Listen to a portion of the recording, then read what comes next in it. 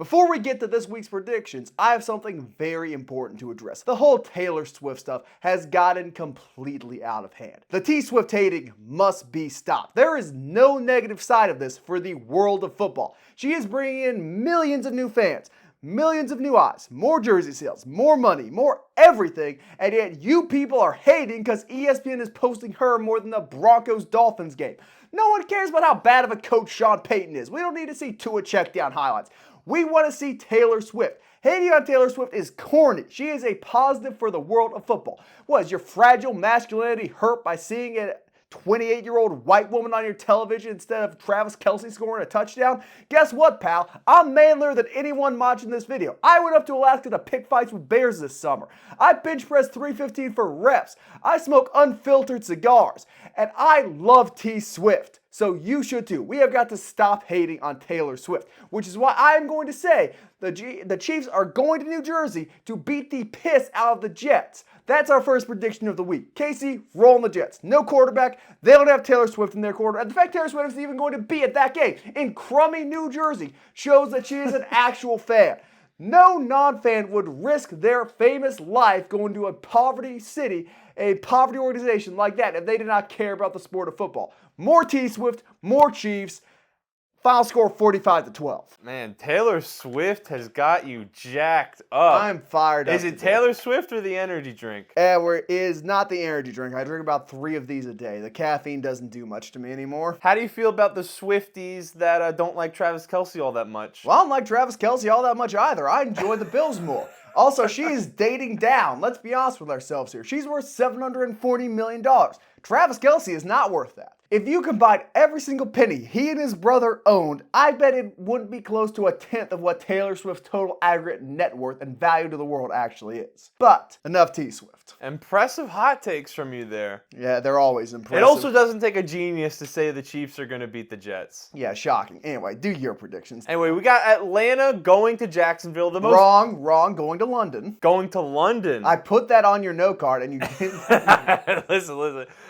Your handwriting's a bit rough. Maybe I'll include a picture of it in the video. Validate. We have Atlanta going to Jacksonville, the team that's been the most disappointing offense from me so far. And a lot of people have said, "Oh, you should have expected this." What? Trevor Lawrence threw 4 interceptions in the wild card. You know, they were overrated from the start. And those people are just haters. I expect them to turn things around this week against the Falcons, who don't really have a passing game because Desmond Ridder is not that guy. So I think Jacksonville is going to go to London. They're going to get a win against the Falcons. I like their offensive pieces a lot. I hope and I think this is going to be the week they put it together. I personally kind of doubt it is. I will say I like Desmond Ridder more than most. He threw a 70-yard nuke off his back foot last week. Didn't get caught by anyone, but he still threw it.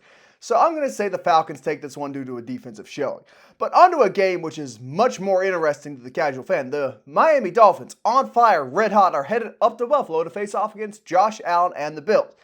And this is where I think the wind starts to come out of the Dolphins' sails a little bit. They might still compete. They might even still win. I don't think they will, but it's not going to be a 70-point showing. That Bills defense is much better than the Broncos. So they'll be better organized. They'll have a better game plan. They will not look lost out there and let running backs score 8 touchdowns on them. I'm going to give this one to Buffalo in the upset. I think they're both going to be 3-1. Bills take the division lead, but still a good showing by Miami this week against what will also be a Super Bowl contender. I understand that the Bills defense is significantly better than the Broncos, but look at who they've beaten up on. They've beaten up on the Raiders and they've beaten up on the Commanders. Not exactly 2 teams that when we came to the season we thought they'd be powerhouses, and they lost to the Zach Wilson-led Jets in week 1. So I am not exactly floored by the Bills' performance so far, and I won't be shocked if Josh Allen goes in there and puts on a masterclass, shows off the Josh Allen we think that can win an NFL MVP, shows off that talent, but that's not going to happen when the Dolphins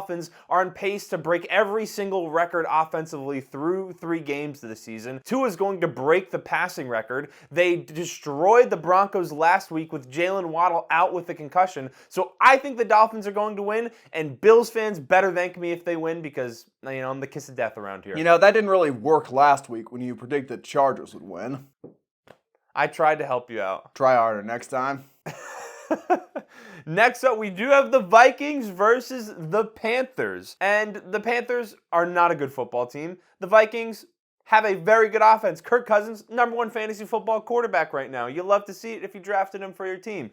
So this is a very simple prediction. The Panthers don't have an offense going for them. The Vikings have a very good offense when it comes to weapons, so the Vikings are going to win. Only thing that could save the Panthers is an Adam Thielen masterclass revenge game against the team he has been playing for the last decade or so. But I'm inclined to say you're right. This isn't a complicated game. Both these teams are 0-3, but if you look at the Minnesota Vikings, who are 0-3, and the other teams, the Broncos, the Panthers, and the Bears, there is a clear difference. Those three teams have been getting embarrassed. The Vikings are the ones embarrassing themselves with 9 turnovers through 3 weeks. Unless they do that again, they're going to pretty handily beat the Panthers. It'd be very unlikely for 12 turnovers through 4 weeks to happen. But on to another matchup between the 0-3s. Denver is taking on the Bears. And I will not be watching this game. I will be changing off NFL Red Zone every time a play from this game is featured on it. I don't want to see it. It's going to be bad football. Taylor Swift is not going to be in attendance for the Bears to distract me from the poverty football being played. I'll give it to the Broncos. I think they got a slightly better quarterback,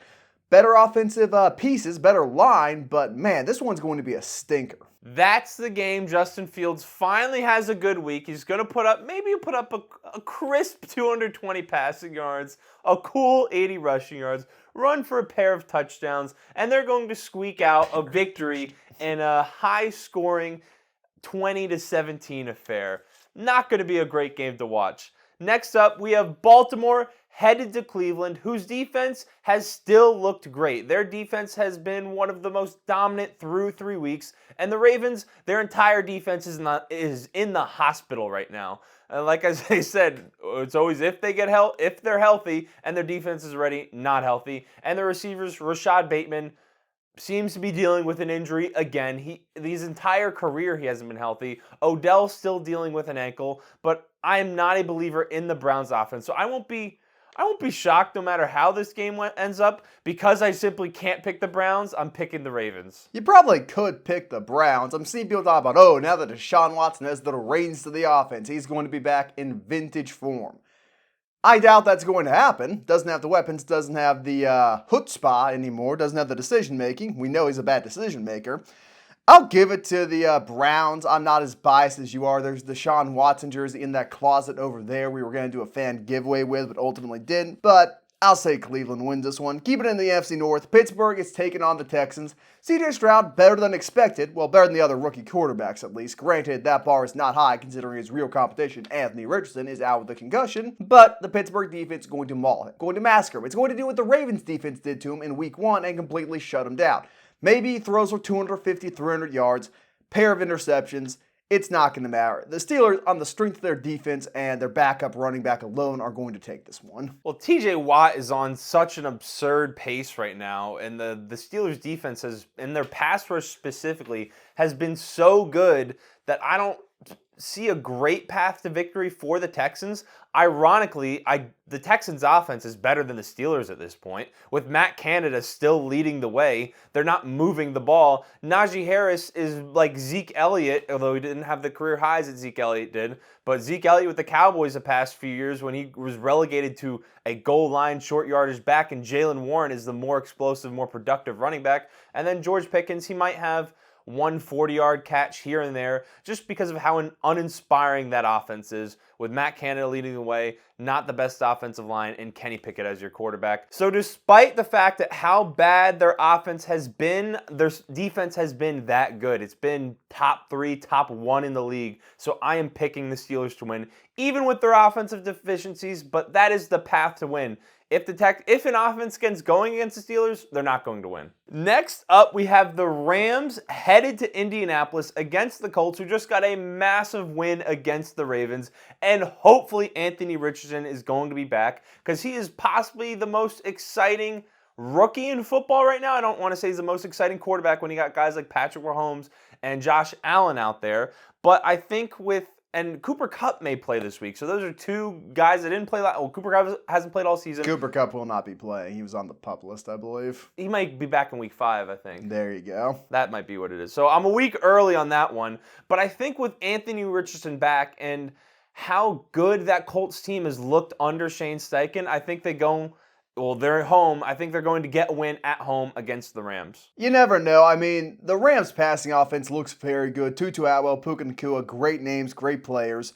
Still carrying the load for Kupp's absence. I think they'll be able to get going. And Gardner Minshew, best backup in the league, probably won't be able to outdo Matthew Stafford. But you never know. On to an NFC South matchup between the Buccaneers and the Saints. And the Buccaneers lost a game to the Eagles. Big deal. The Eagles are one of the two best teams in the NFC. That's to be expected. It was in the rain. Does not favor the Bucs offense. They're going to be fine. They're going to bounce back in a big way against the Saints. Mike Evans owns Marshawn Lattimore, and the Saints offense is so uninspiring, I'd be amazed if they cracked 20 points. Give me Baker, give me the Bucs, go 3-1, take firm control of that division. Well, I fully expected you to pick the Saints with famous Jameis taking the reins and Alvin Kamara stepping back onto the field this week. Alvin Kamara is, what's the opposite of addition by subtraction? Subtraction by addition. You're not a fan of Alvin? Not a fan of Alvin. Oh, so I guess he's completely washed now. Unfortunately, I am going to have to agree with Isaiah again here. The Buccaneers defense has been great. They have looked very good coming off what we didn't expect them to be that good this season. Baker Mayfield and Mike Evans have developed a connection with one another. So I also think they're going to walk away with a win here. Next up, we have Washington heading to Philadelphia, and Sam Howell had a rough week last week. 4 interceptions, no touchdowns, got dismantled by the Bills, and now he's going against a defensive line that is incredible. Now, the Eagles secondary has been lackluster, and they have been getting torn up a little bit. I mean, Kirk Cousins tore up that secondary. Justin Jefferson was getting open consistently. Jordan Addison. The Eagles secondary hasn't looked great, but their front seven, they haven't been able to run the ball, so Brian Robinson's not going to be able to get it going. Antonio Gibson's not going to be able to get it going. Sam Howell's not really going to be able to use his legs. So because of the strength of that Eagles defensive line, I don't care that much about their slight offensive struggles. They have more talent. They should be able to win this one. Well, the Commanders were the Eagle Killers last season. They ended the undefeated season in week 10 or 11, I believe, so could happen again. I guarantee you they are not sleeping on the commies this time, though. I like Sam Howell, but he's in a rough spot this week. Obviously, he's capable of being a real NFL quarterback, but against that Eagles defense, particularly Jalen Carter and Jordan Davis, good luck. On to the Cincinnati Bengals, heading on over to Tennessee, and week after week, I beg the Bengals organization, please just give Joe Burrow some time to recover with that hamstring. And week after week, they don't do it. They keep rolling him out there. They got validated by that last week. Potato, potato. They got validated with that last week by winning a game in which Joe Burrow looked rough still. But this is the Titans. The Titans are bad. They're not using Derrick Henry properly. Ryan Tannehill's the worst quarterback in the AFC South. Just let Joe Burrow rest. Let your backup have some run. Give him a chance to get healthy, or you are going to throw away the season. This could be the week it all goes south and Joe Burrow goes down for the year. Please, even if you have to use a backup, use them. You can beat the Titans without your actual quarterback. So obviously I'm picking the Bengals to win, but this is more so an appeal to the organization. Based on what we've seen so far, I also fully expect the Bengals to win. But if the Titans finally figure out how to start run blocking properly and they give Derrick Henry 23 carries, this is a game I could definitely see the Titans winning. But Ryan Tannehill has been so bad. They have basically no pass protection that I don't see them being able to score with the Bengals, whose offense also has looked rough, mostly because of that calf injury. Not 22, not 24, 23 carries. They're going to need to give Henry 30 if they want a chance of winning this one, although that's going to be rough going to that Bengals front They seven. need him to be productive because he hasn't done much this season on 4, as someone who owns him in way too many fantasy leagues. Now, whose fault is that? Next up, we have the Raiders heading to LA against the Chargers, and this is the game where Brandon Staley gets fired. The Chargers' run defense has been so bad, it's still one of the worst in the NFL, and Josh Jacobs has had a horrible season compared to what we saw last year, and this is the game Josh Jacobs gets it going. He's going to go for over 130. Jimmy G, he's going to toss the pigskin around the field a little bit, get the ball to Davante Adams. He may also go for over 150 this game, and maybe they'll finally remember that they have a $10 million receiver in Hunter Renfrow on the roster, who they no longer like throwing the ball to. So this is the game. The Raiders actually win one. Brandon Staley gets fired. Well, the Raiders already have a win this year, but although they don't like throwing the Hunter Henry narrative is stupid. Hunter Henry isn't getting... Hunter Renfrow, excuse me. Hunter Renfrow is not getting open that much anymore. It's not just, they decided not to use him. It's that, he's no longer getting separation, and he's such a physically ungifted wide receiver that he can't really do much with contested balls. I'll agree with you to a certain extent. I think the Raiders do win, but this is going to be a closer game than a lot of people think. Granted, it's between two bad teams, so maybe not. Anyway, America's team taking on the Dallas Cowboys, New England Patriots heading on over to Jerry World.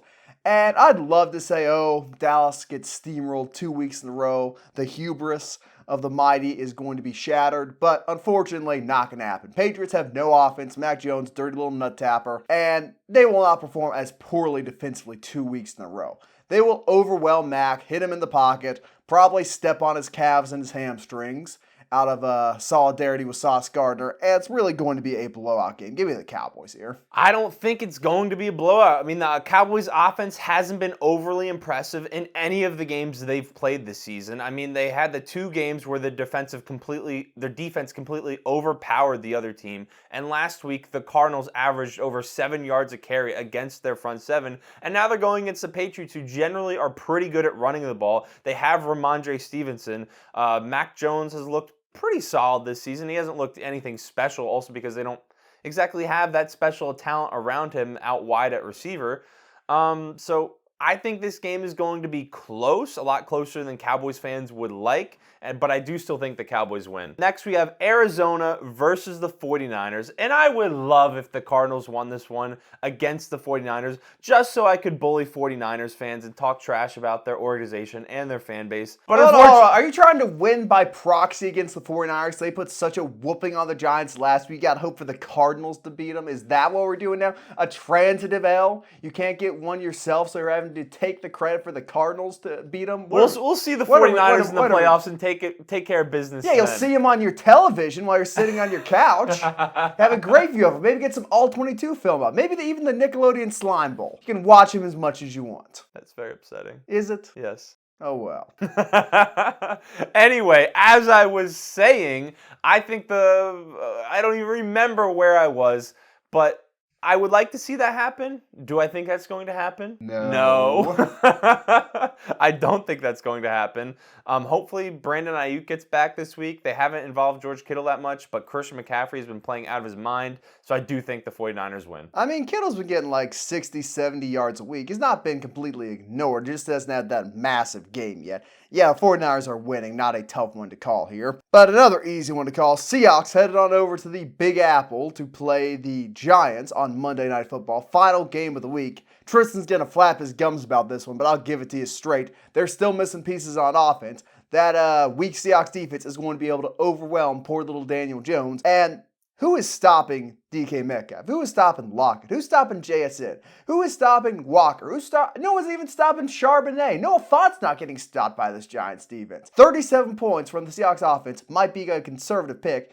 I'll say 37 to about 20. It's going to look like the Panthers game did last week. Well, the Seahawks offense in its own right has not been great. And fun fact about the Giants, they blitz more than any other team in the NFL and have the worst pass rush win rate compared to any other team in the NFL. Is that really a fun fact for you? No, it's not fun for me. Well, I'm having fun. It lets the people know about how bad the Giants pass rush is. It has not been great. Kayvon Thibodeau, not been worthy of that 5th overall selection. He generates no pass rush, is not disruptive in the slightest. He had a heroic sack against Brock Purdy last week, bringing it up to 1 on the year. They didn't even play Brock Purdy last week. Who'd they play last week? Yes, they played the 49ers. Are you stupid?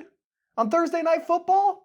How do I know your own team more than you? Listen, that was a week ago now, okay? It's been a long... You are a casual, I'm focused... No. What are we doing? No, I'm focused on the... That's been so long in the past. Are you looking into that light up there too long? We're editing... I'm editing videos every single day. That's so... I moved past that, because, I moved past it. I moved past it. Seahawks by 20.